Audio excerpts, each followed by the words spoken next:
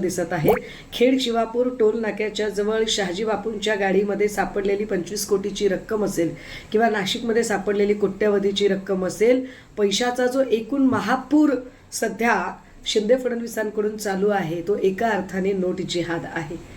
पण हा सगळा नोट जिहाद चालू असताना आज घडलेली घटना ही एकाच वेळेला भाजप आणि शिंदे हरत आहेत हे तर स्पष्ट आहेच आहे, परंतु भाजपा किती कूटनीतीचं राजकारण करू शकते आणि भाजपा फक्त सोबत घेतलेल्या लोकांनाच संपवत नाही तर भाजपा पक्षांतर्गत लोकांना सुद्धा संपवण्याचं गलिच्छ राजकारण करू शकते हे आजच्या घटनेवरून पुन्हा एकदा स्पष्ट झालंय।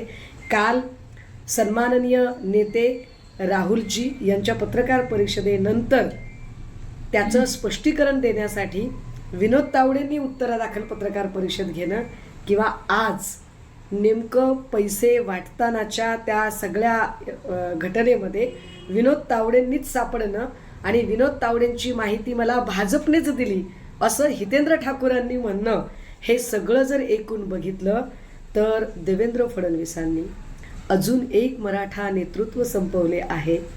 भाजपाच्या या एकूण नोट जिहादने तावडेंच्या आयुष्याचा पार विनोद करून टाकलेला आहे। देवेंद्र जी खुश तो बहुत होंगे आप। मुख्यमंत्री पदाच्या शर्यतीतला एक एक माणूस तुम्ही संपवत आणलात। आधी एकनाथ खडसे, मग पंकजा मुंडे, आता विनोद तावडे। देवेंद्रजी पुढचा नंबर कुणाचा?